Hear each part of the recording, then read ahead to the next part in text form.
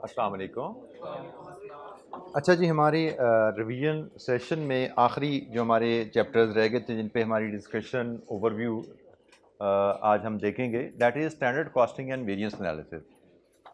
ये चैप्टर 13-14 हमारी किताब में थे और हमने इनको टूवर्ड्स द एंड आखिरी 2 हफ्ते में इसको हम कवर कर रहे थे।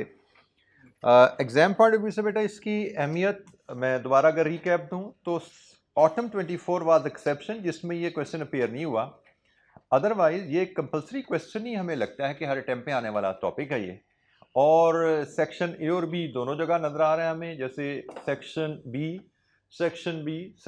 रिसेंट टाइम में 17 मार्क सेक्शन बी से सवाल आया, लेकिन सेक्शन ए से भी सवाल हमें आता रहा है। तो टोटल ये 6-7 अटेम्प्ट का एनालिसिस है। 6-7 अटेम्प्ट का, एक में मिसिंग था, 3 में सेक्शन बी में, 3 में सेक्शन ए में। सो ये वो एरिया है जो सेक्शन ए बी में कहीं पे भी फॉल कर सकता है, और मेरे हिसाब से आप इसको सेफली 100% अपीयरेंस वाला एरिया ही समझिए। एग्ज़ाम के लिहाज से जनरली स्पीकिंग ये कोई बहुत ज़्यादा चैलेंजिंग एरिया समझा जाता नहीं है, क्योंकि इसमें हमें बेसिक जो पहला चैलेंज होता है वो फार्मूलाज हमें याद करने हैं, और याद करने में जनरली हमारा एक्सपीरियंस काफ़ी अच्छा होता है। मेमोराइजेशन बड़े अच्छी हम कर लेते हैं, तो फार्मूलाज हम सबको याद हो जाते हैं। और जब फार्मूला याद हो गए तो उसके बाद उनकी जो एप्लीकेशन है, डाटा एक्सट्रैक्ट करके उसको फार्मूला में फीड करके वैल्यूज़ कैलकुलेट करना, तो उसमें कोई बहुत ज़्यादा कॉम्प्लेक्सिटी एग्जामिनर ऐड कर नहीं पाता। जिस तरह डिसीजन मेकिंग में, सीवीपी में वो हमें चैलेंजेस देता है, इसमें बड़े लिमिटेड से 1-2 ट्रिक्स हमें नज़र आते हैं जो कि हमने अपनी रूटीन लेक्चर में डिस्कस किए थे। आज हम कोशिश करेंगे उनको भी हम रिवाइज कर लें, और अगर आपके जहन में कोई चैलेंज किसी क्वेश्चन को लेके, किसी डिस्कशन को लेके कोई है, तो उस पर भी बात करें। तो हमने ये टॉपिक जो शुरू किया था वो स्टैंडर्ड कॉस्ट की डेफिनेशन से शुरू किया था, और फिर स्टैंडर्ड कॉस्टिंग सिस्टम को डिफाइन किया था। स्टैंडर्ड कॉस्ट हमने कहा था कि किसी भी प्रोडक्ट की प्रोडक्ट बनाने से पहले एक बेंचमार्क कॉस्ट, कि एक प्रोडक्ट हमें, हमारी टीम को कितने रुपए में हमें बना के देनी चाहिए, उसको हम स्टैंडर्ड कॉस्ट कहते हैं। और ये बेंचमार्क टीम को हम देते हैं प्रोडक्शन शुरू होने से पहले, कि भाई इस टारगेट के मुताबिक, इस बेंचमार्क के मुताबिक आप प्रोडक्शन शुरू कीजिए। और टारगेट कॉस्ट को, नॉट टारगेट कॉस्टिंग वाली, याद रखिएगा, टारगेट कॉस्टिंग वाली कॉस्ट नहीं है ये स्टैंडर्ड कॉस्टिंग जो कि एक टारगेट के तौर पे दी जाती है टीम को, ताकि वो इसको हासिल करें और हमें कॉस्ट कंट्रोल का जो ऑब्जेक्टिव है उसमें हेल्प मिले, हम ओवरऑल अपनी ऑर्गेनाइजेशनल कॉस्ट को रिड्यूस कर सकें। So standard cost under normal conditions, हमें एक प्रोडक्ट कितने की बननी चाहिए वो हम अपनी टीम को देते हैं, टीम उसके ऊपर काम करती है, और इस तरह हम अपनी कॉस्ट को कंट्रोल करने में कामयाब हो पाते हैं। और स्टैंडर्ड कॉस्टिंग क्या है कि इन्वेंट्री उस स्टैंडर्ड कॉस्ट को अडॉप्ट कर ले फॉर इन्वेंट्री वैल्यूएशन और रिकॉर्डिंग। तो स्टैंडर्ड कॉस्टिंग सिस्टम में आप अपनी इन्वेंट्री का रिकॉर्ड जितना भी है वो मेंटेन करते हैं स्टैंडर्ड कॉस्ट पे। एक्चुअल कॉस्ट को भी रिकॉर्ड साथ साथ पैरेलल चल रहा होता है, और जो एक्चुअल कॉस्ट और स्टैंडर्ड कॉस्ट का डिफरेंस होता है वो हम वेरिएंसेस के तौर पे मेजर करके रिपोर्ट करते हैं। हमने जो यहाँ पे बात सीखी थी कि ऑल यूनिट्स, प्रोडक्ट है या service, are recorded in the cost accounts at the standard cost. Inventory valuation is based on standard cost, और difference between actual and standard cost is recorded as variances. ठीक है जी। और standard costing के लिए हमने ये भी बात की थी कि उसमें ऑर्गेनाइजेशन चाहे तो एब्जॉर्प्शन कॉस्टिंग को किस बेस पे चल ले, चाहे तो मार्जिनल कॉस्टिंग के बेस पे चल ले। एब्जॉर्प्शन स्टैंडर्ड कॉस्टिंग या मार्जिनल स्टैंडर्ड कॉस्टिंग, कंपनी कोई भी पॉलिसी अडॉप्ट कर सकती है अपनी रूटीन के मुताबिक, क्योंकि मार्जिनल एब्जॉर्प्शन कॉस्टिंग तो एक जनरली इन्वेंट्री वैल्यूएशन के सिस्टम है, लेकिन स्टैंडर्ड कॉस्टिंग कॉस्ट कंट्रोल का तरीका है। तो हर वो कंपनी जो एब्जॉर्प्शन कॉस्टिंग फॉलो करे या मार्जिनल कॉस्टिंग फॉलो करे, स्टैंडर्ड कॉस्टिंग को फॉलो कर सकती है। सर ये मैन्युफैक्चरिंग कंपनी के अंदर होगा कि रियल एस्टेट वगैरह के अंदर भी ये स्टैंडर्ड कॉस्टिंग होगी? स्टैंडर्ड कॉस्टिंग के बारे में हमने एक बात जो डिस्कस की थी कि किस किस्म की कंपनीज को स्टैंडर्ड कॉस्टिंग को यूज़ करना चाहिए, तो वहाँ पे हमने एक बात की थी कि स्टैंडर्ड कॉस्टिंग उस प्रोडक्ट या सर्विसेज के लिए यूज़ होगी जो रेपिटेटिव नेचर की जॉब्स हैं, जो कि मैस प्रोडक्शन में काम किए जाते हैं। क्योंकि हमने कहा, एक चीज़ जो पढ़ी थी कि स्टैंडर्ड कॉस्ट इस्टेब्लिश करने में भी, कि भाई एक प्रोडक्ट की स्टैंडर्ड कॉस्ट क्या होनी चाहिए, ये कैलकुलेट करने में टाइम लगता है, ये कैलकुलेट करने में खर्चा लगता है। और अगर आपने प्रोडक्ट बनानी ही एक है तो उसकी स्टैंडर्ड कॉस्ट कैलकुलेट करने में जितना खर्चा लग जाएगा उतनी बचत नहीं आपने करनी कॉस्ट कंट्रोल करके। तो हमने बात पढ़ी थी कि जो प्रोडक्ट स्पेसिफिकली 1 या 2 या 4 बननी है, उनके लिए स्टैंडर्ड कॉस्टिंग अप्लाई करने का कोई फ़ायदा शायद ना हो, या हम कह सकते हैं फ़ायदा कम होगा, स्टैंडर्ड कॉस्ट सेट करने में खर्चा ज़्यादा लग जाएगा। तो इसका मतलब स्टैंडर्ड कॉस्टिंग अप्लाई करना उसके लिए फिजिबल नहीं है। स्टैंडर्ड कॉस्टिंग फिजिबल वहाँ पे है जहाँ पे आपने मैस प्रोडक्शन और आइडेंटिकल रेपिटेटिव प्रोडक्शन करनी है, लार्ज नंबर ऑफ यूनिट्स बनाने हैं, तो वहाँ पे यू कैन अफोर्ड कि भाई एक स्टैंडर्ड कॉस्ट डिटरमिन कर लें ताकि आने वाली जितनी प्रोडक्शन है उस पर उसको अप्लाई कर सकें और इस स्टैंडर्ड कॉस्ट को सामने रख के प्रोडक्ट बनाई जाए ताकि तमाम प्रोडक्शन पे हम कॉस्ट को कंट्रोल करने की कोशिश करें। तो कंस्ट्रक्शन इंडस्ट्री में आपके लिए अब बात ये हो सकती है कि घर तो आप कई बनाते हो, हर घर का नक्शा फर्क होता है, तो कॉस्ट ऑफ अ हाउस तो स्टैंडर्ड नहीं हो सकता, लेकिन आप plastering cost per square feet ये स्टैंडर्ड हो सकता है।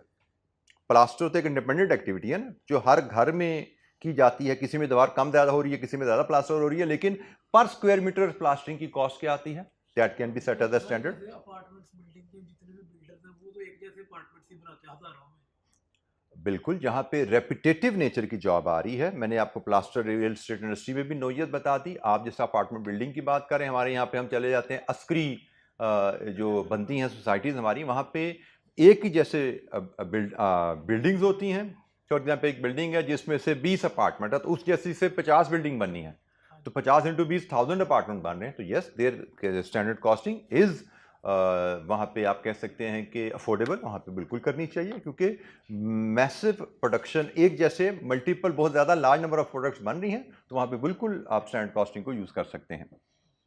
तो अगेन यहाँ पे बात फिर बेटा वही आई थी कोई हार्ड एंड फास्ट, कोई specific hard and fast guide, आप कह लो कि रूल तो नहीं मैं कहूँगा, क्योंकि रूल तो हैं, वो गाइडिंग प्रिंसिपल्स हैं। जैसे मैंने आपको शायद कभी बताया था कि भाई आपने ये नहीं याद कर लेना कि रेंट फिक्स होता है, आपने याद रखना है कि असूल क्या है जिस पे फिक्स और वेरिएबल में फ़र्क किया जाता है, क्योंकि हो सकता है एग्जामिनर कभी हमें रेंट फिक्स दे, कभी वेरिएबल दे दे, ठीक है। तो इसलिए हमने ये नहीं याद रखना है कि रियल स्टेट पे स्टैंडर्ड कॉस्टिंग नहीं लग सकती, हमने असूल याद रखना है कि स्टैंडर्ड कॉस्टिंग हर उस प्रोडक्ट पर लग सकती है जो लार्ज नंबर में बनाई जा रही है। तो भाई जैसा एक आम कॉन्ट्रैक्टर घर बनाता है, कभी वो घर माल्टन बना रहा है, कभी वो घर से गार्डन बना रहा है, तो शायद वो घर के ऊपर स्टैंडर्ड कॉस्टिंग शायद ना लगा पाए, लेकिन एक रियल स्टेट कॉन्ट्रैक्टर जो कि अस्करी में अपार्टमेंट बिल्डिंग बना रहा है और 20-20 अपार्टमेंट की 50-100 बिल्डिंग बना रहा है, तो यस वो स्टैंडर्ड कॉस्टिंग अप्लाई कर सकता है, क्योंकि वो सिमिलर प्रोडक्ट लार्ज नंबर में बना रहा है। तो असूल याद रखिए, एग्जाम्पल को याद ना कर लीजिए। हमारी गलती होती है कि हम एग्जाम्पल को याद रख लेते हैं, असूल भूल जाते हैं। एग्जाम्पल आपको असूल की एक्सप्लेनेशन के लिए दी जाती है, ठीक है। तो असूल को हमेशा उसको अपने करीब रखिए, एग्जाम्पल याद रहे ना रहे, असूल जरूर याद रहना चाहिए।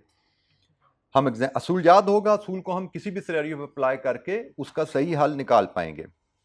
यही अप्रोच है कॉस्ट एंड मैनेजमेंट अकाउंटिंग से डील करने के लिए। अच्छा, फिर हमने स्टैंडर्ड कॉस्टिंग के हिसाब से हमने एक बात पढ़ी थी कि हम एक स्टैंडर्ड कॉस्ट जब स्टैब्लिश कर लेते हैं तो उसको एक बजटेड एक्टिविटी के साथ कंबाइन करके हम पीरियड के स्टार्ट में फिक्स्ड बजट बनाते हैं कि आने वाले पीरियड में हम क्या एक्टिविटी अचीव करेंगे और स्टैंडर्ड कॉस्ट के हिसाब से हमारा पीएनएल क्या बनेगा। फिर हम during the year actual result record करते हैं और फिर पीरियड एंड पे हमने बजट और एक्चुअल कंपैरिजन करने जब जाते हैं तो हमें एक्टिविटी का फ़र्क नज़र आता है, जिसकी वजह से हमें लगता है कि भाई ये पीएनएल जो कि 1000 सेल 1200 प्रोडक्शन पे है, इस पीएनएल से कंपेरेबल नहीं है, ये कॉस्ट ये रेवेन्यू इस डाटा से कंपेरेबल नहीं है। फिर हमने कॉन्सेप्ट समझा था कि हम फिर फिक्स बजट को थोड़ा फ्लैक्स कर लेंगे। फ्लैक्स बजट क्या होता है कि आप इसमें जो एक्टिविटी लेवल है वो एक्चुअल ले लेते हो, बाकी कॉस्ट और प्राइस डाटा स्टैंडर्ड ही रहने देते हो। जो प्राइस एंड कॉस्ट डाटा यहाँ पे है पर यूनिट, उसी को लेके आप फ्लैक्स बजट बनाते हो, लेकिन इसमें सिर्फ एक्टिविटी लेवल आप एक्चुअल ले लेते हो। इसके बाद फिर वेरिएंस एनालिसिस किया जाता है कि फॉर एग्जांपल हमने 1000 यूनिट बनाए, 1000 यूनिट बनाने पे एक्चुअल खर्चा कितना लगा और हमारे स्टैंडर्ड के लिहाज से 1000 यूनिट पे खर्चा कितना लगना चाहिए था। ये actual cost material cost incurred है, ये standard material cost for 1000 units है, ये 1000 यूनिट्स पे एक्चुअल लेबर कॉस्ट है और ये standard labour cost for 1000 units है। सो इस तरह हम फ्लैक्स करके डाटा को फिर वेरिएंस एनालिसिस करते हैं। यहाँ पे जैसे हम देखते हैं ये 392 रुपीज़ का वेरिएंस है और ये वेरिएंस फेवरेबल है। और यहाँ पे 121 का वेरिएंस है और ये वेरिएंस एडवर्स है एंड सो ऑन। तो फिक्स बजट, फ्लेक्स बजट और वहाँ से फिर फ्लेक्स बजट के एक्चुअल कॉस्ट से कंपैरिजन, यहाँ पे हमें वेरिएंसेस मिलते हैं और वेरिएंसेस में फेवरेबल एडवर्स का साइन हमें देखना पड़ता है। हम हर उस वेरिएंस को फेवरेबल कहेंगे जिस वेरिएशन की वजह से कंपनी के प्रॉफिट्स में बजट के मुकाबले में इजाफा आ गया। हर उस वेरिएंस को हम एडवर्स कहते हैं जिस वेरिएशन की वजह से कंपनी के प्रॉफिट में बजट के मुकाबले में कमी हो गई। जैसे यहाँ पे ये वेरिएंस 392 का एक्चुअल रिजल्ट हमारा बजट से कम है तो इसकी वजह से कंपनी के प्रॉफिट्स में इजाफा आया, ये फेवरेबल वेरिएंस है। यहाँ पे हमारी एक्चुअल कॉस्ट स्टैंडर्ड से ज़्यादा है तो वेरिएंस की वजह से, वेरिएशन की वजह से हमारे कॉस्ट में इजाफा हुआ, प्रॉफिट में कमी हुई, इसका मतलब ये एडवर्स है। वेरिएंस में फेवरेबल एडवर्स का साइन लगाना ज़रूरी है।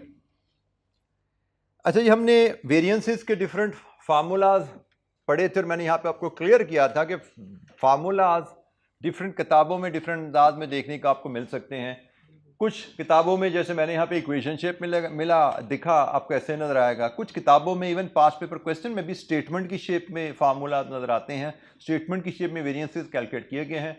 तो हर तरह की ऑप्शन यूज़ की जा सकती है, देयर इज़ नो हार्म। जिस आप कैलकुलेशन से कंफर्टेबल हैं उसको आप यूज़ कीजिए, लेकिन एक चीज़ का सिर्फ ख्याल रखिए बेटा कि जिस आप स्कीम ऑफ फार्मूलाज को फॉलो करो, जिस फॉर्मेट ऑफ प्रेजेंटेशन को फॉलो करो, फॉलो इट कंसिस्टेंटली। ऐसा नहीं कि एग्जामिनर सोल्यूशन देखा वो अगर क्वेश्चन है तो क्वेश्चन से कर दिया, एग्जामिनर सोल्यूशन देखा वो स्टेटमेंट है तो स्टेटमेंट से कर दिया। This should not be your habit, क्योंकि एग्जाम में जाके यू विल गेट कंफ्यूज कि भैया स्टेटमेंट से करने वाला सवाल है या क्वेश्चन से करने वाला सवाल है, क्योंकि बाय दैट टाइम आप भूल चुके होगे कि भाई इन दोनों से कोई फर्क नहीं पड़ता, क्वेश्चन से करो या स्टेटमेंट से करो एक ही बात है।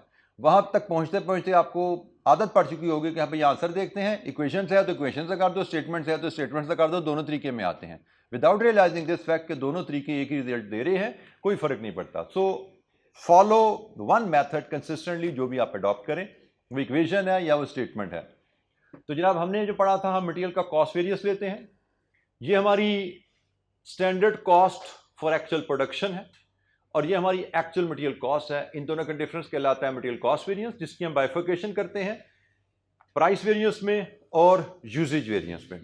इन फार्मूलाज की कैलकुलेशन में, अंडरस्टैंडिंग में, एप्लीकेशन में किसी बच्चे को दिक्कत? अक्सर बच्चे जो गलती करते हैं ये स्टैंडर्ड क्वांटिटी की डिटर्मिनेशन में बच्चे गलती कर रहे होते हैं। इसके बारे में बेटा यकीन याद रखिएगा, इसको मैंने बोल्ड भी किताब में इसलिए कि ये standard quantity for actual production होती है, standard quantity of material for actual production, ये जो इस कैलकुलेशन में यूज हो रही है, इसमें अक्सर बच्चे गलती कर देते हैं। यहाँ पे स्टैंडर्ड क्वांटिटी पर यूनिट कभी ले लेते हैं या कभी बजटेड क्वांटिटी ले रहे होते हैं, यहाँ पे आप गलती कर रहे होते हैं। तो standard quantity for actual production है, अगर standard quantity 2 kg per unit है और एक्चुअल प्रोडक्शन 10,000 यूनिट्स हैं तो 2 kg into 10,000, standard quantity for actual production is 20,000।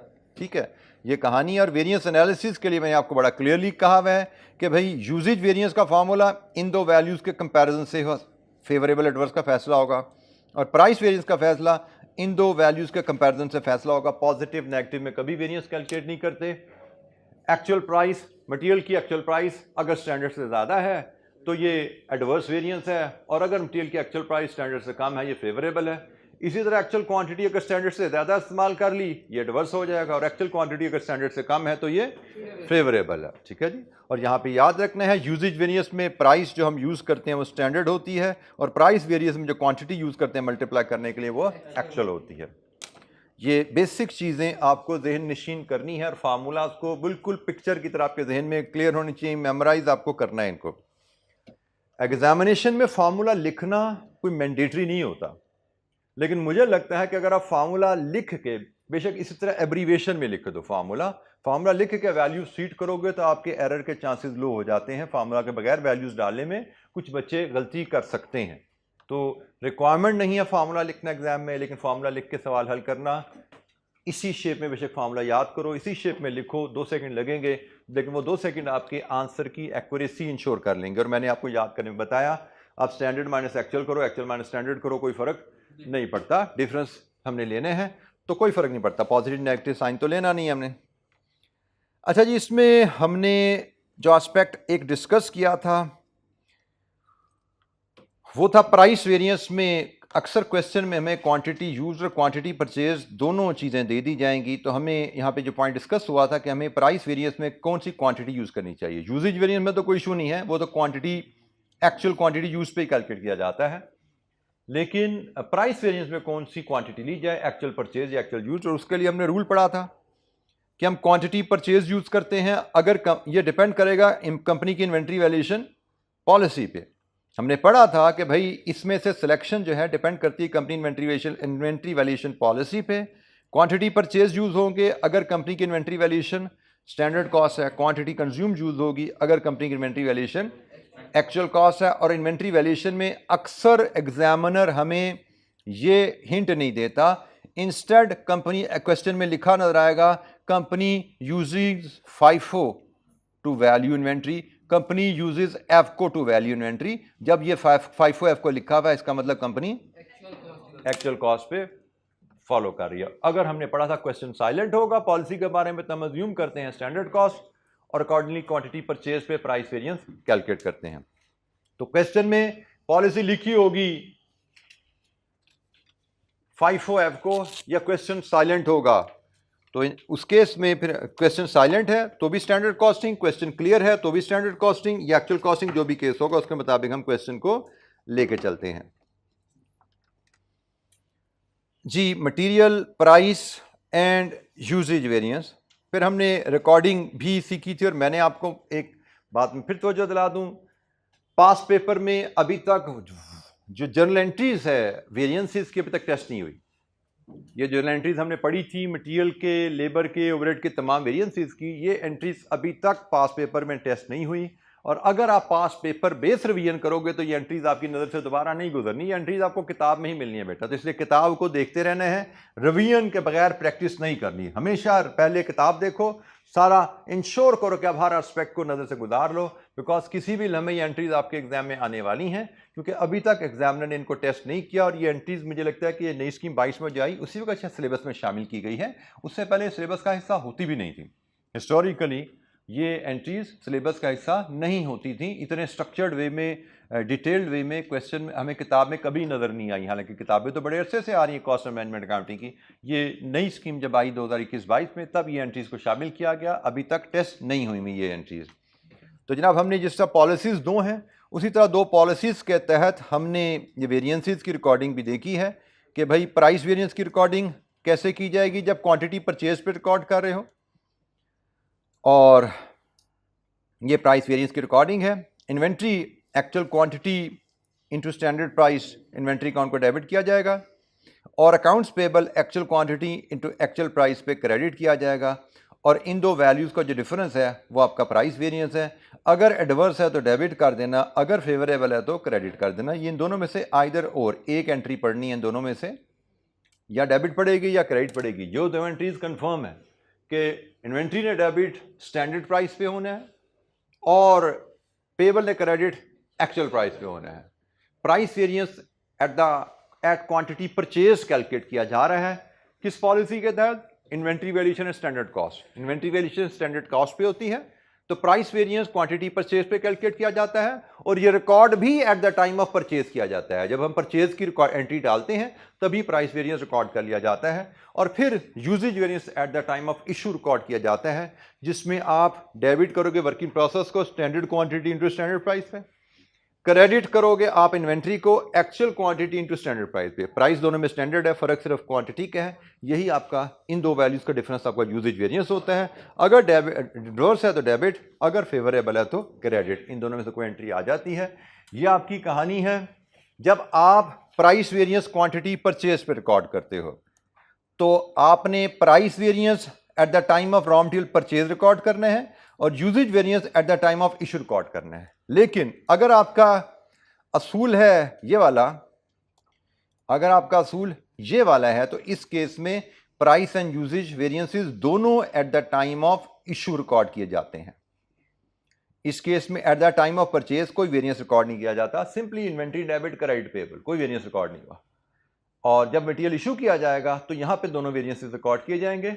Inventory working process debit होगा स्टैंडर्ड क्वांटिटी स्टैंडर्ड प्राइस से, और इन्वेंट्री रॉ मटेरियल क्रेडिट होगी actual quantity into actual price से। अब ये देखो यहाँ पे क्वांटिटी भी फ़र्क है, प्राइस भी फ़र्क है।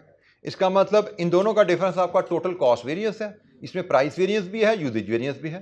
तो जो वेरिएंस एडवर्स है वो डेबिट हो जाएगा, जो वेरिएंस फेवरेबल है वो क्रेडिट हो जाएगा। एक ही टाइम यूजेज के वक्त, इशुएंस के वक्त दोनों वेरिएंसेस रिकॉर्ड किए जाएंगे। ठीक है बेटा, इस पॉलिसी में फिर दोबारा सुन लो, प्राइस वेरिएंस जब मटेरियल की परचेज रिकॉर्ड की जाती है उस वक्त बुक कर लिया जाता है, यूजेज वेरिएंस जब मटेरियल इशू किया जाता है तो तब बुक किया जाता है। और इस पॉलिसी के तहत परचेज के वक्त कोई वेरिएंस रिकॉर्ड नहीं होता, दोनों प्राइस और usage variance at the time of issue record किए जाते हैं। ये जी हमारी मटेरियल के वेरिएंसेस की कहानी थी, और उसमें जो चेक हमें आता है, जो आ सकता है क्वांटिटी, और इसमें मैं दोबारा खोल के याद भी करा दूं, आपका एक क्वेश्चन था जिसमें ये कॉन्सेप्ट गलत अप्लाई हुआ था। मैं आई रिमेंबर हाईलाइटिंग दैट, वो क्वांटिटी स्टैंडर्ड ये एक्चुअल का फॉर्मूला लगता है, वो एक्चुअल कॉस्टिंग पे वैल्यूएशन थी, और प्राइस वेरिएंस उसने क्वांटिटी परचेज पे कैलकुलेट कर दिया था। इन्वेंट्री वैल्यूएशन एक्चुअल पे थी, और आई कैप के सोल्यूशन में उसको एक्चुअल कॉस्ट पे जब इन्वेंट्री वैल्यूएशन हो तो आपको क्वांटिटी कंज्यूम पे यूजेज प्राइस वेरिएंस कैलकुलेट करना होता है। तो आई कैप के सोल्यूशन में गलती थी, उसने इस पॉलिसी के साथ यहाँ पे प्राइस वेरिएंस कैलकुलेट कर दिया था, विच वाज रॉन्ग। मैंने आपको बता दिया था। तो ये आपको असूल जब याद होंगे तो आप क्वेश्चन के आंसर को भी समझ पाओगे, और अगर उनमें गलतियां हैं तो उनको भी रजिस्टर कर पाओगे। जी एनी क्वेश्चन, कोई सवाल?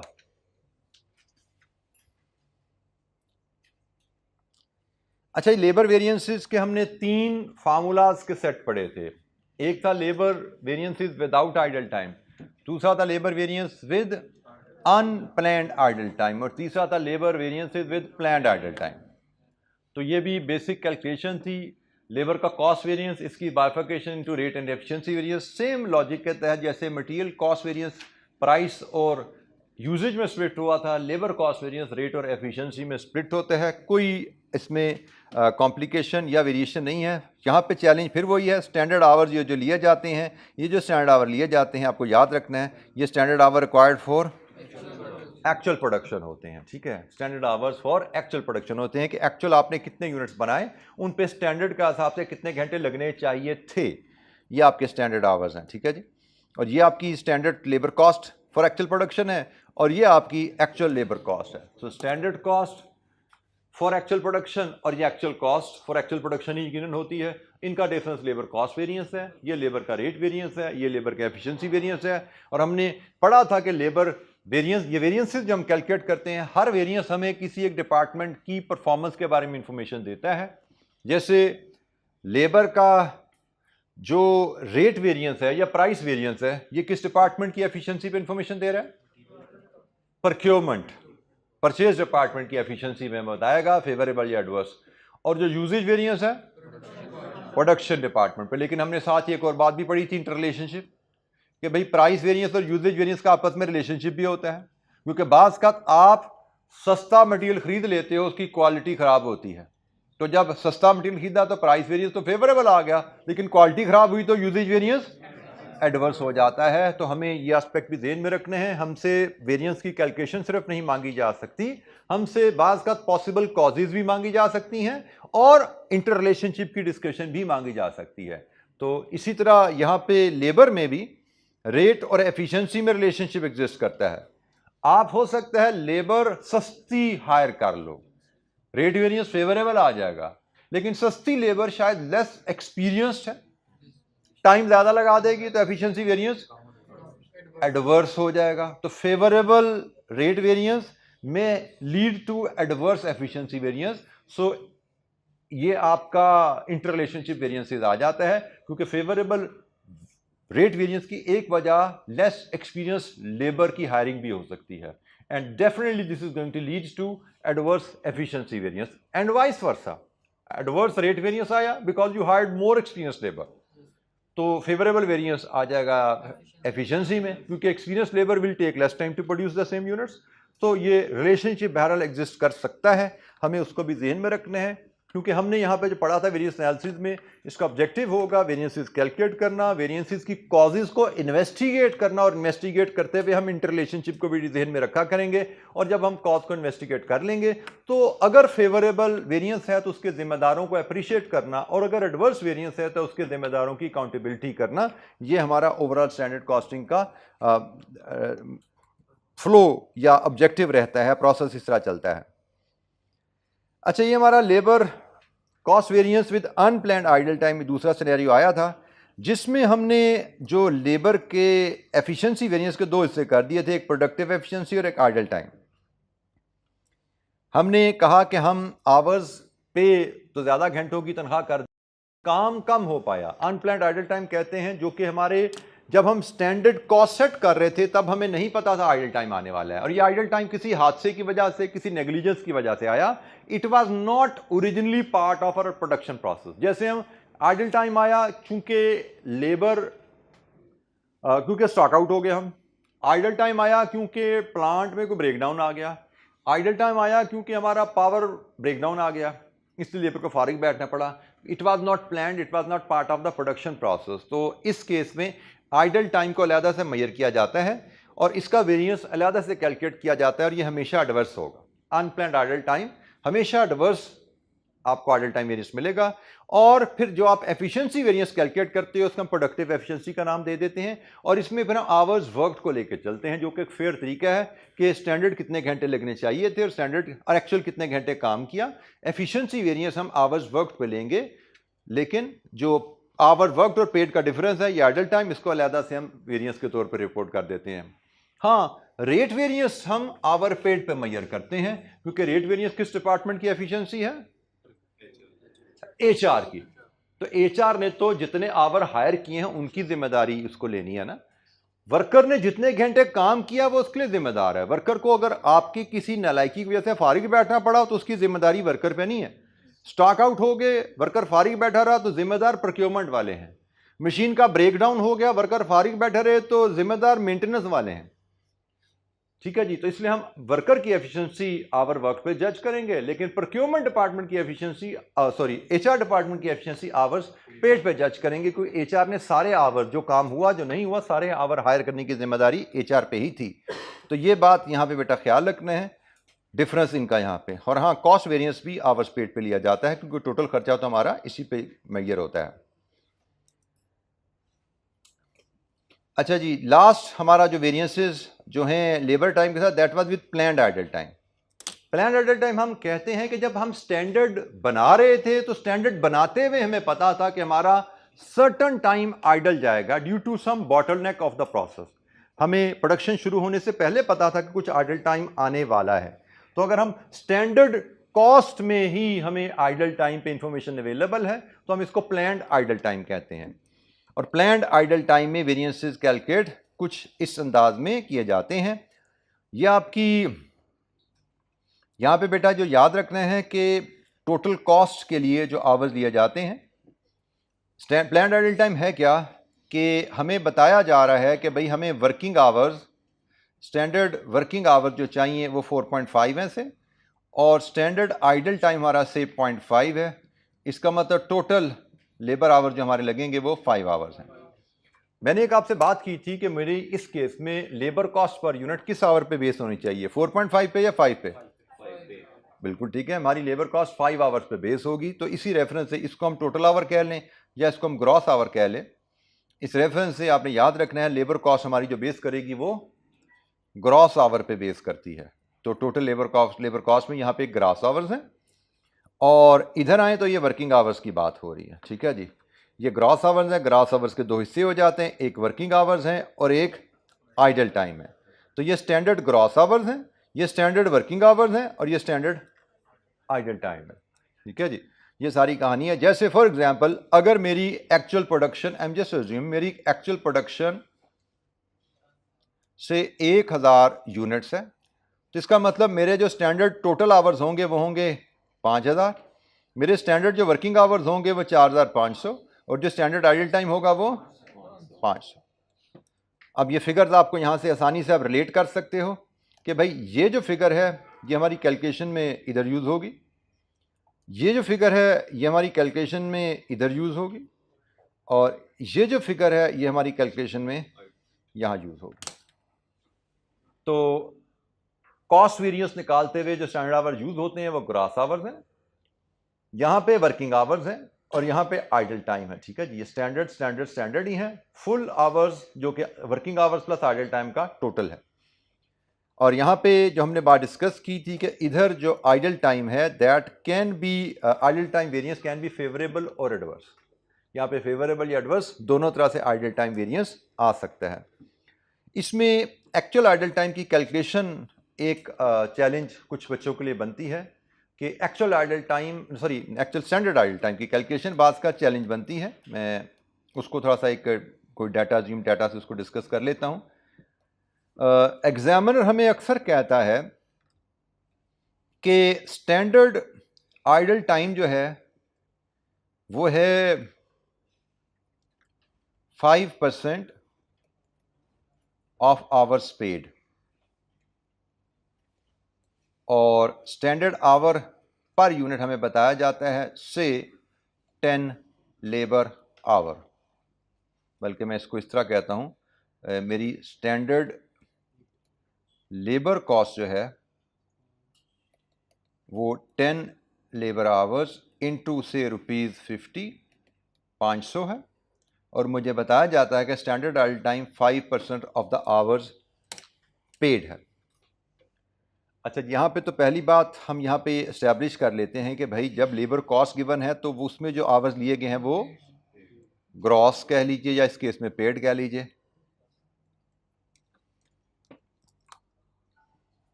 ठीक है जी। और अब यहाँ पे अगर मैं आपसे कहूँ कि हमारी एक्चुअल प्रोडक्शन जो है वो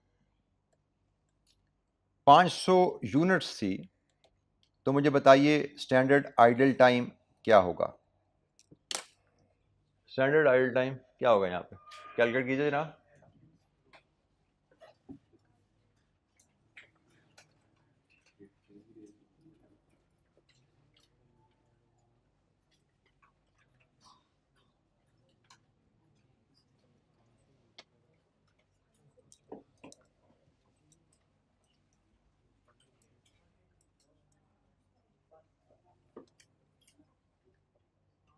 हाँ जी, स्टैंडर्ड आइडल टाइम क्या हुआ जी? मेरा standard idle time per unit बनता है यहाँ से 10 घंटे का 5%, तो 500 यूनिट पे कितना बना?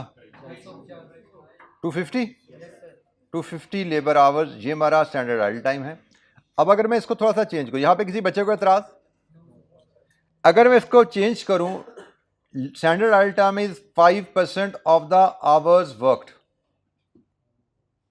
अब जरा ये कैलकुलेशन दोबारा मुझे रीवर्क करके दीजिए। अगर standard idle time is 5% of the hours worked, तो फिर standard idle time for actual production क्या बनता है?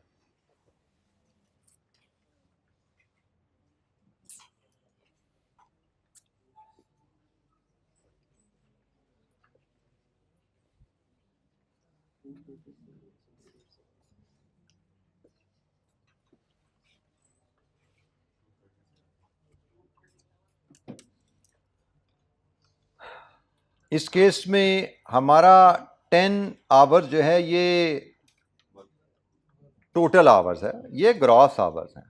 और जब हमारे पास आइडल टाइम आवर्स वर्क का 5% है तो इसका मतलब ये 100 जमा 5 105 है। आइडल टाइम 5 होता है, तो मेरा standard idle time per unit ये है इंटू 500, कितना बना? 238 लेबर आवर। ये है हमारा स्टैंडर्ड आइडल टाइम दूसरे केस में, क्योंकि hours worked plus idle time मिला के टोटल आवर बनते हैं ना भाई। तो जब आपका परसेंटेज आवर्स वर्कड में, तो हमने क्या पढ़ा है, परसेंटेज जिस बेस वैल्यू पे लगती है उसको 100 लो। आवर्स वर्कड 100 हो गया, इसका 5% आइडल, तो 100 जमा 5 टोटल टाइम कितना हुआ? 105। तो ये जो टोटल टाइम है ये 105 है, ये वैल्यू है, ये उसकी बेस है।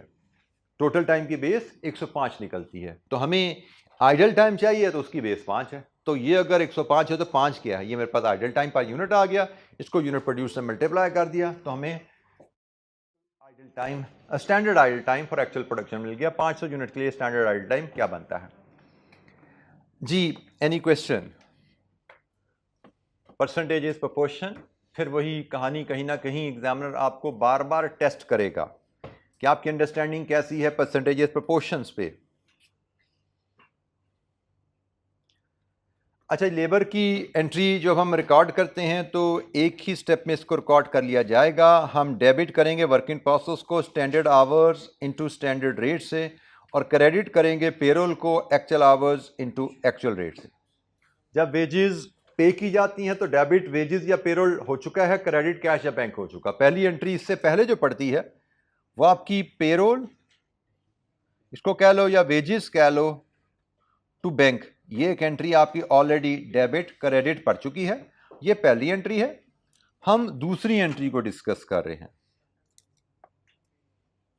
ये आपकी पहली एंट्री है, हम ये दूसरी एंट्री को डिस्कस कर रहे हैं कि वेरिएंसेस कैसे रिकॉर्ड करने हैं, क्योंकि जो पहली एंट्री डली है ये तो यकीनन actual hours into actual rate पे डली है ना।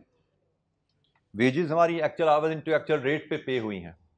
तो यहाँ पे अब ये वेजेस अकाउंट जो डेबिट किया था, अब इस अकाउंट को यहाँ पे क्रेडिट किया जा रहा है। ये same account actual our into actual rate से क्रेडिट किया जा रहा है, और वर्क इन प्रोसेस को डेबिट किया जा रहा है standard hour into standard rate से। यहाँ पे आवर्स भी डिफरेंट है, यहाँ पे रेट भी फर्क है, मतलब यहाँ पे इन दोनों वैल्यूज का फर्क का टोटल लेबर कॉस्ट डिफरेंस है। रेट वेरिएंस भी आएगा, एफिशिएंसी वेरिएंस भी आएगा, और आइडल टाइम वेरिएंस भी हो सकता है। तो 2 वेरिएंस कैलकुलेट हुए हैं, 3 वेरिएंस कैलकुलेट हुए हैं। जो एडवर्स हैं वो डेबिट हो जाएंगे, जो फेवरेबल हैं वो क्रेडिट हो जाएंगे। इन दो वैल्यूज के आने के बाद एडवर्स वेरिएंस इज डेबिट और favourable variance is credit. Variance आपने 2 कैलकुलेट किए हैं या 3 कैलकुलेट किए हैं। This is how you record labour के वेरिएंसेस। लेबर वेरिएंसेस को बेटा बार बार वेरिएंसेस की रिकॉर्डिंग को बार बार किताब से पढ़ते रहिएगा। वो मटेरियल हैं, लेबर हैं, वेरिएबल ओवरहेड है, फिक्स्ड ओवरहेड है। रिकॉर्डिंग के लिए आपको किताब में ये स्कीम ऑफ एंट्रीज भी ऐसे एक्सप्रेस की गई है, और एक एक इलस्ट्रेशन भी अवेलेबल है। एज अ प्रैक्टिस आप ये कर सकते हैं। ये सवाल नहीं भी करने तो वेरिएंसेस के जितने भी क्वेश्चन आप सॉल्व करें, हर क्वेश्चन में वेरिएंस कैलकुलेट करने के बाद ऐसे रिवीजन के तौर पे एंट्री डाल दिया करें कि भाई ये वेरिएंस आ गया तो इसकी एंट्री क्या बनती है, वो ताकि वहाँ पे आपके लिए सवाल करने की जरूरत ना पड़े। एक हर सवाल में आप एंट्री रिवाइज कर लें, क्योंकि you never know coming in time में आपको वेरिएंसेस की रिकॉर्डिंग टेस्ट हो जाए। जी एनी क्वेश्चन? और अगर आप बेटा कॉन्फिडेंस से जाना चाहते हैं एग्जामिनेशन हॉल में, तो पहला स्टेप ही यह है कि आपका सिलेबस पूरा कवर हो। सिलेबस पूरा कवर हो, जिसमें अगर प्रैक्टिस में थोड़ी बहुत कमी भी है तो चलेगा। कोई एरिया ऐसा रह गया जिसमें आप बहुत ज़्यादा प्रैक्टिस नहीं कर पाए तो कोई बात नहीं, हम 10 में से 9 नंबर 10 नंबर नहीं लेंगे। प्रैक्टिस का मैं तो 10 में से 5-6 तो ले ही लेंगे ना। लेकिन अगर आपने पढ़ा ही नहीं एरिया, रिवाइज ही नहीं किया, सीखा ही नहीं, तो आप 10 में से 0 या 1 पे आ जाते हो, ये ख्याल कीजिएगा। सो कवरेज पूरी रखनी है, बेशक प्रैक्टिस की आ जाए कोई हर्ज नहीं। इंशाअल्लाह उसको हम एग्जाम में कुछ ना कुछ कवर कर जाएंगे, पास कर जाएंगे इंशाअल्लाह पेपर हम। लेकिन हमने अगर कवर ना किया तो फिर बड़ा मुश्किल हो जाएगा। अच्छा जी, हमारे पास उसके बाद वेरिएबल ओवरहेड के वेरिएंसेस हैं, जिसमें हम लेबर कॉस्ट वेरिएंसेस लेते हैं और फिर उसके 2 हिस्से करते हैं, एक्सपेंडिचर या स्पेंडिंग, या कहीं पे इसको रेट वेरिएंस भी किताब में लिखा हुआ है पास पेपर में, ठीक है। सो ये वेरिएबल ओवरहेड के एक्सपेंडिचर वेरिएंस कह लो, इसको रेट वेरिएंस कह लो, इसको स्पेंडिंग वेरिएंस कह लो, एक ही बात है। और ये उसका एफिशिएंसी वेरिएंस है। तो इनकी फार्मूला की लॉजिक तकरीबन वही है जो हमने एग्जामिनेशन जो लेबर में डिस्कस की थी, तकरीबन लगभग वैसा ही अंदाज है। Standard hours for actual production लिए जाते हैं। अच्छा, इसमें एक कैच आ जाता है कि लेबर कॉस्ट वेरिएंस में हम एक्चुअल आवर्स पेड ले रहे होते हैं। लेकिन अगर एक ऐसा क्वेश्चन है जिसमें लेबर और वेरिएबल ओवरहेड के वेरिएंसेस इकट्ठे हैं और लेबर में आइडल टाइम भी है, तो वहां पे हमें ख्याल रखना होता है कि variable overhead actual hours worked पे लिए जाते हैं। ठीक है जी, ये ख्याल रखना है, एक्चुअल आवर्स वर्कड पे लिए जाते हैं। यहां पे एक्चुअल आवर्स पेड नहीं लिए जाएंगे, क्योंकि अक्सर हमें वेरिएबल ओवरहेड की एब्जॉर्प्शन बेस लेबर आवर ही बताई जाएगी कि जी लेबर आवर के हिसाब से इनको एब्जॉर्ब कीजिए। तो ये सारे आवर्स फिर लेबर आवर्स ही यहाँ पे कैलकुलेट किए जाते हैं। लेकिन फिर हमें ख्याल रखना है यहाँ पे एक्चुअल आवर्स वर्क लिए जाते हैं।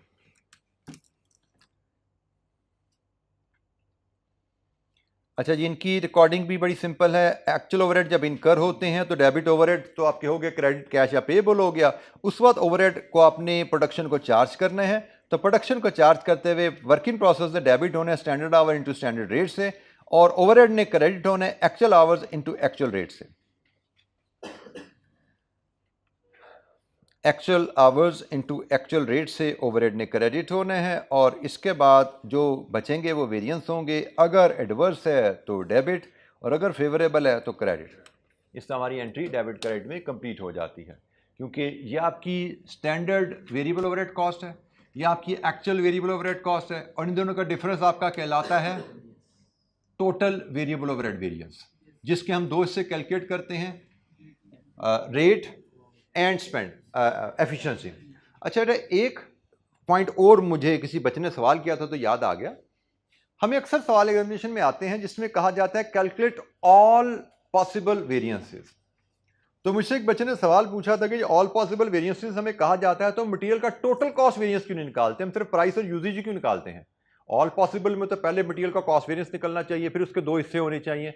तो बेटा याद रखिएगा, जब हम एक कॉस्ट के हिस्से कर सकते हैं तो टोटल वेरिएंस कैलकुलेट करना is not the requirement, unless examiner कहे कि मटेरियल कॉस्ट वेरिएंस निकालो फिर उसके दो हिस्से करो। अगर वो कहता है पॉसिबल वेरिएंसेस निकालो, तो पॉसिबल वेरिएंसेस में फिर हम वेरिएंसेस के जितने हिस्से किए जा सकते हैं उन हिस्सों को पॉसिबल वेरिएंसेस कंसीडर करते हैं। ठीक है, मटेरियल कॉस्ट वेरिएंस फिर कैलकुलेट नहीं किया जाएगा, सिर्फ प्राइस और यूजेज निकाला जाएगा। लेबर का कॉस्ट वेरिएंस नहीं निकाला जाएगा, सिर्फ रेट, एफिशिएंसी एंड अगर आइडल टाइम है तो वो निकाला जाएगा। ठीक है, टोटल वेरिएंस उस सूरत में कैलकुलेट करने की जरूरत हमें नहीं रहती। यहां पे भी जैसे हमें टोटल, क्योंकि देखो ये जो दो वेरिएंस, एक अगर रेट है, लेट्स अज्यूम एक रेट है और एक एफिशिएंसी है, तो ये तो बेसिकली दोनों आपको मिलाकर टोटल वेरिएंस बनता है ना। तो हम इस एंट्री में या टोटल वेरिएंस रिकॉर्ड कर सकते हैं या उसके दो हिस्से रिकॉर्ड कर सकते हैं। हम तीन तो रिकॉर्ड नहीं कर सकते ना यहाँ पे, क्योंकि तीसरा वेरिएंस एज सच है ही नहीं, वो तो इन दो का सम है।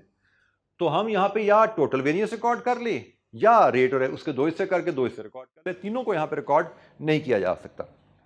तो हमारी प्रेफरेंस होगी अगर दो हिस्से कैलकुलेट किए जा सकते हैं तो हम दो हिस्से ही कैलकुलेट करें, अगर एग्जामिनर ऑल पॉसिबल वेरिएंसेस की बात कर रहा है।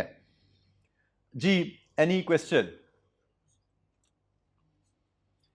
अच्छा जी, फिर हमने ये फिक्स्ड ओवरहेड की बात की थी, इसके वेरिएंसेस हमने एब्जॉर्प्शन कॉस्टिंग के तहत भी कैलकुलेट किए थे और मार्जिनल कॉस्टिंग के तहत भी कैलकुलेट किया था। मार्जिनल कॉस्टिंग वाली स्लाइड यहाँ पे बची हुई है जी, बिल्कुल बची हुई है। तो ये जनाब हमारे पास वेरिएंसेस थे। मैंने इनको आपको डायग्राम की सूरत में पहले सिखाया था, फिर मैंने इनका एक आपको तरीका बता दिया था कि आप value number 1, value number 2, value number 3, value number 4 ऐसे इसको रिकॉर्ड कर लें। ये आपका 1 और 2 का डिफरेंस आ गया, ये आपका 1 और 4 का डिफरेंस है, ये आपका 2 और 4 का डिफरेंस है, ये आपका 2 और 3 का डिफरेंस है, और ये आपका 3 और 4 का डिफरेंस है। ये मैंने आपको इस अंदाज में एक्सप्लेन कर दिया था, भाई डायग्राम ना बनाना, तो सिंपली वैल्यू नंबर 1, 2, 3, 4 चार वैल्यूज कैलकुलेट कर लेना। उसके बाद ये variances, expenditure variance 1 - 2, overhead variance, total variance 1 - 4 and so on. ये हमने इस अंदाज में वेरिएंसेस कैलकुलेट करने सीखे थे। Any issue fixed overhead variances को कैलकुलेट करने में? कोई इशू? फिर हमने इनकी फेवरेबल एडवर्स के लिए ये कहानी डिस्कस की थी। ये कहानी बेटा एक बार फिर वॉक थ्रू कर लें। किसी चीज़ पे कोई एक्सप्लेनेशन चाहिए, कोई बात समझ नहीं आ रही, वाई हाउ, तो पूछिए ज़रा। ये सारी बातें आपकी किताब में लिखी हुई हैं, क्लास में बेतहाशा था डिस्कस हुई हुई हैं, डिफरेंट क्वेश्चन पे मल्टीपल टाइम हमने इस कॉन्सेप्ट को अप्लाई किया हुआ है। बट स्टिल किसी बच्चे को फेवरेबल एडवर्स में कोई दिक्कत है, पूछिए। मैंने आपको क्लास में भी वार्न किया था, फिक्स्ड ओवरहेड वेरिएंसेस में सबसे ज़्यादा बच्चों को फेवरेबल एडवर्स की डिटर्मिनेशन में चैलेंज आता है, लेकिन अगर इन गाइडिंग प्रिंसिपल को आप एब्जॉर्ब कर लें समझ के, तो फिर इंशाअल्लाह काफ़ी आसानी हो जानी चाहिए आपके लिए। ये सारे असूल किताब में लिखे हुए हैं, किताब को बार बार आप पढ़ते रहेंगे तो ये असूल बार बार आपकी नज़र से गुजरते रहने चाहिए, और gradually by the time you reach in the examination hall इंशाअल्लाह ये आपको अच्छी तरह मेमोराइज हो जाने चाहिए। विद प्रैक्टिस इनकी एप्लीकेशन पे आपकी कमांड आ जानी चाहिए। किसी वेरिएंस की रीज़न वाई फेवरेबल एडवर्स, कोई एक्सप्लेनेशन चाहिए, कोई लॉजिक में हेल्प चाहिए एब्जॉर्ब करने में, क्योंकि आई विल ऑलवेज एडवाइज कि आप लॉजिकली चीज़ों को क्लियर करके एब्जॉर्ब करें।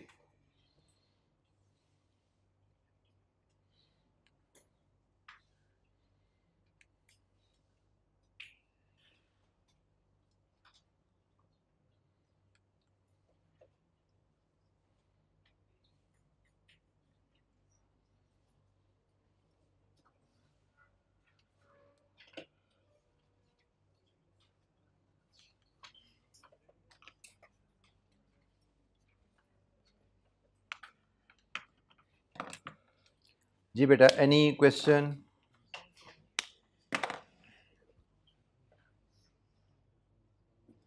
अच्छा, ये मार्जिनल कॉस्टिंग के बारे में हमने पढ़ा था कि वहाँ पे सिर्फ फिक्स्ड ओवरहेड का सिर्फ एक्सपेंडिचर वेरिएंस कैलकुलेट किया जाता है, जो कि एक्चुअल ओवरहेड और बजटेड ओवरहेड का डिफरेंस होता है, क्योंकि मार्जिनल कॉस्टिंग में इनमें से कोई वैल्यू एग्जिस्ट नहीं करती। वहाँ पे सिर्फ वैल्यू 1 और 2 एग्जिस्ट करती हैं, 3 और 4 वहाँ पे एग्जिस्ट करती ही नहीं है, क्योंकि यहाँ पे भी OAR आ रहा है, एब्जॉर्प्शन कॉस्टिंग, और यहाँ पे भी एब्जॉर्प्शन की बात हो रही है। ये दोनों वैल्यूज मार्जिनल कॉस्टिंग में एग्जिस्ट नहीं करती, सिर्फ ये दो वैल्यूज हैं। और यहीं से टोटल जो हमारा वेरिएंस है वो एक ही सिर्फ होता है, वो एक्सपेंडिचर वेरिएंस है, जिसके कोई हिस्से बकरे करने की ज़रूरत हमें नहीं पेश आती। और ये जी हमारे पास रिकॉर्डिंग आ गई फिक्स्ड ओवरहेड की रिकॉर्डिंग। जब एक्चुअल ओवरहेड इनकर होंगे तो ओवरहेड अकाउंट डेबिट हो जाएगा और कैश और पेबल क्रेडिट हो जाता है। ये उसकी तकसीम एब्जॉर्प्शन की कहानी है। डेबिट वर्क इन प्रोसेस किया जाता है standard hours into standard overhead absorption rate के साथ, और क्रेडिट एक्चुअल ओवरहेड्स किए जाते हैं। और बाकी जो वेरिएंसेस आपके एडवर्स हैं वो डेबिट हो जाएंगे, जो फेवरेबल हैं वो क्रेडिट हो जाएंगे, डिपेंडिंग आपने वेरिएंसेस कैलकुलेट कितने किए हैं। अगेन हिस्से बकरे काउंट करेंगे। जैसे टोटल वेरिएंस का आपने सिर्फ एक्सपेंडिचर और वॉल्यूम 2 हिस्से किए हैं तो यहाँ पे 2 वेरिएंसेस रिकॉर्ड होंगे। लेकिन अगर आपने वॉल्यूम के मजीद आगे 2 हिस्से कर दिए हैं तो फिर वॉल्यूम वेरिएंस 2 हो जाएंगे, एक एक्सपेंडिचर हो जाएगा, टोटल यहाँ पे इस एंट्री में 3 आ जाएंगे वेरिएंस, क्योंकि हम फिर टोटल ओवरहेड वेरिएंस के 3 हिस्से कर रहे हैं ना। हमने एक स्टेप में किया टोटल ओवरहेड का एक्सपेंडिचर एंड वॉल्यूम, और फिर वॉल्यूम के 2 हिस्से कर दिए, तो टोटल 3 हिस्से हो गए ना टोटल ओवरहेड के। तो भाई यहाँ पे फिर 3 एंट्रियाँ वेरिएंसेस की आ जाएंगी मैक्सिमम। अगर हमसे सिर्फ टोटल ओवरहेड की बात की जाए तो एक एंट्री है, एक्सपेंडिचर वॉल्यूम 2 हिस्से करवा दिए जाए तो 2 एंट्रियाँ आएंगी वेरिएंसेस की यहाँ पे, और वॉल्यूम के भी 2 हिस्से करवा दिए जाए, क्योंकि वॉल्यूम के 2 हिस्से हर सूरत होते नहीं है, ये भी याद रखना है। वॉल्यूम के 2 हिस्से तभी हो सकते हैं जब आपका OAR आवर बेस्ड है। यूनिट बेस्ड है तो नहीं हो सकते, आवर बेस्ड है तो हो सकते हैं। ठीक है, आवर बेस्ड है तो ही ये वैल्यू कैलकुलेट होगी, और 2 हिस्से होंगे। कैन नॉट बी, ये कैन नॉट बी था, कैन नॉट बी कैलकुलेटेड अगर आपका बेस्ड यूनिट बेस्ड है। ठीक है जी, एनी क्वेश्चन? ये इंटररिलेशनशिप ऑफ वेरिएंसेस की मैंने कुछ बात आपसे ऑलरेडी कर ली थी पीछे डिस्कशन में, ये सिर्फ उसका रिमाइंडर के तौर पे आपके सामने एक था, फिर आ रहा है। अच्छा, मुझे ज़रा बात बताएं, ये रिलेशनशिप कोई बच्चा एक्सप्लेन करके दे मुझे, एक चैलेंज है जी। मुझे रेट और एफिशिएंसी का तो नजर आता है, ये जो रिलेशनशिप है इसको ज़रा एक्सप्लेन करने की कोशिश कीजिए। ये कैसा रिलेशनशिप है? समझाना है जी आपने। पढ़िए, 1 दफ़ा 2 दफ़ा 3 दफ़ा पढ़िए, एंड लॉजिकल एक्सप्लेनेशन इसकी क्रिएट कीजिए। Fixed overhead capacity and efficiency का आपस में रिलेशनशिप,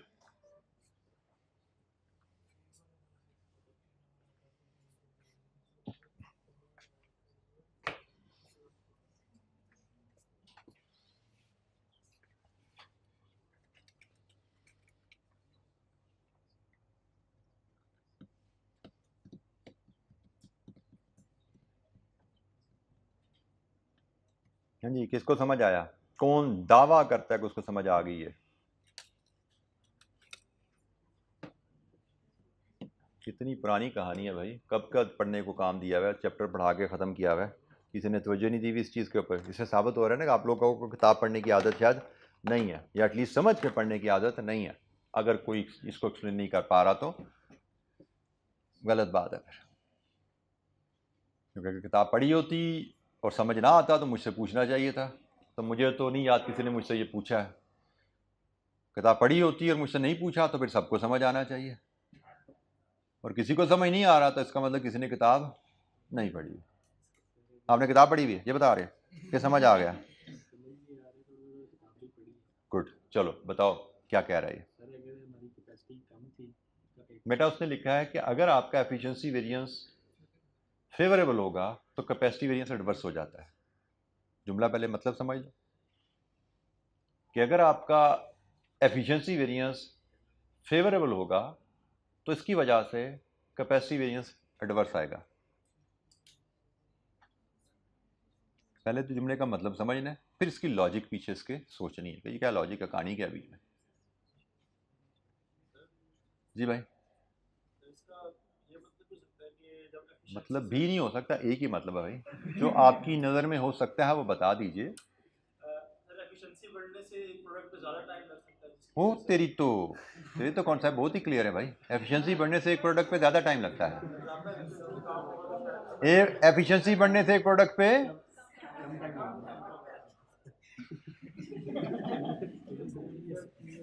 सारे मतलब पीते पानी फेर देते हो तुम लोग। जी भाई, और कोई अपना कोई टैलेंट आश्कार करना चाहे? हाँ जी, आप देखो ना, फिर बात वही साबित तो नहीं कि पढ़ा नहीं है या समझ के नहीं पढ़ा। इन दोनों में से कोई एक बात है, और दोनों ही बातें गलत हैं। मैंने आपको कहा हुआ है कि किताब ज़रूर पढ़नी है और समझ के पढ़नी है, और समझ ना आए तो टकरे मारो, मुझसे पूछो, लेकिन समझो। जब तक चीज़ें बेटा आपकी किताब में लिखे हुए मैक्सिमम स्टेटमेंट्स, मैक्सिमम फैक्ट्स आपको समझ लॉजिकली क्लियर नहीं है, इसका मतलब सब्जेक्ट पे आपकी ग्रिप नहीं है। ये चीज़ बेटा समझिए। सुनिए, favourable efficiency variance. Favourable efficiency variance होता क्या है कि हमने स्टैंडर्ड से एक्चुअल टाइम कम लगाया। एक्चुअल टाइम हमने कम लगाया, और मैं अगर इस अंदाज में कहूं कि मेरा बजट था से 1000 यूनिट बनाना, तो जैसे बात सुनना, मेरा बजट था, बजटेड प्रोडक्शन थी 1000 यूनिट बनाना, और अगर मेरा एफिशिएंसी वेरिएंस फेवरेबल है तो मैंने वो 1000 यूनिट्स कम टाइम में बनाए होंगे, ज्यादा में बनाए होंगे? कम टाइम में। अब तो जैसे बजटेड प्रोडक्शन के लिए मुझे बजटेड आवर अलाउड थे, 1000 यूनिट के लिए से मुझे 2000 घंटे अलाउड थे। 1000 यूनिट के लिए मुझे 2000 घंटे अलाउड थे। बजटेड प्रोडक्शन के लिए मेरे बजटेड आवर 2000 थे। अज्यूमिंग बजटेड प्रोडक्शन अगर हमारी 1000 यूनिट्स है, तो for example 2 hours per unit के हिसाब से मेरे बजटेड आवर्स कितने बन गए? 2000। और अगर मेरा एफिशिएंसी वेरिएंस फेवरेबल है, एफिशिएंसी वेरिएंस फेवरेबल का मतलब क्या है कि मेरा एक्चुअल आवर्स पर यूनिट 2 से कम लगे। लेट्स अज्यूम मेरे लगे 1.9, इसका मतलब मेरे जो एक्चुअल आवर्स टोटल लगे वो कितना बन गया? वो बन गए जनाब 1900। अब जरा कैपेसिटी वेरिएंस की कहानी सोचो जरा। कैपेसिटी, वॉल्यूम कैपेसिटी वेरिएंस, किन दो आवर्स का कंपैरिजन किया जाता है? वॉल्यूम कैपेसिटी वेरिएंस कंपेयर किया जाता है जनाब, volume capacity variance. Volume capacity variance compare किया जाता है actual our versus actual hours, budgeted versus budgeted, इनको कंपेयर किया जाता है। और गाइडलाइन क्या है कि अगर एक्चुअल आवर्स हायर हैं तो फेवरेबल वॉल्यूम वेरिएंस है, और अगर एक्चुअल आवर्स लोअर हैं तो एडवर्स वॉल्यूम वेरिएंस है। तो वो रिलेशनशिप स्टैब्लिश हो गया ना कि अगर एफिशिएंसी वेरिएंस आपका फेवरेबल है तो वॉल्यूम वेरिएंस आपका एडवर्स आएगा। एफिशिएंसी वेरिएंस फेवरेबल है तो वॉल्यूम वेरिएंस आपका एडवर्स आएगा, क्योंकि एफिशिएंसी वेरिएंस का मतलब क्या है कि आपका एक्चुअल टाइम कम लगा, और एक्चुअल टाइम कम लगा तो कैपेसिटी कम इस्तेमाल हुई ना, टारगेट से कम घंटे काम किया हमने, तो वो कैपेसिटी वेरिएंस, वॉल्यूम वेरिएंस हमारा एडवर्स हो जाता है, एंड वाइस वर्सा। ये ही रिलेशनशिप यहाँ पे एक्सप्लेन किया गया है। तो इंटर रिलेशनशिप ऑफ वेरिएंसेस में बेटा चीज़ों को लॉजिकली एब्जॉर्ब करके चलिए। अच्छा जी, आज के लिए इतनी, बाकी इंशाल्लाह कल मिलेंगे। सेल्स वेरिएंस, मटेरियल के मिक्स एंड यील्ड वेरिएंसेस पे उनको रिव्यू करेंगे, और कुछ ट्रिक्स जो हमें वेरिएंस क्वेश्चन में आते हैं उन ट्रिक्स को रिव्यू करेंगे। और एक क्वेश्चन ऑलरेडी वो क्वेश्चन हमने क्लास में किया हुआ है, लेकिन कंप्रिहेंसिव क्वेश्चन है, मैक्सिमम वेरिएंसेस उसमें हमारे कवर हो रहे होंगे इंशाअल्लाह, तो उसको भी एक तो अपनी नज़र से गुजारेंगे। ठीक है जी, थैंक यू वेरी मच, अस्सलाम वालेकुम।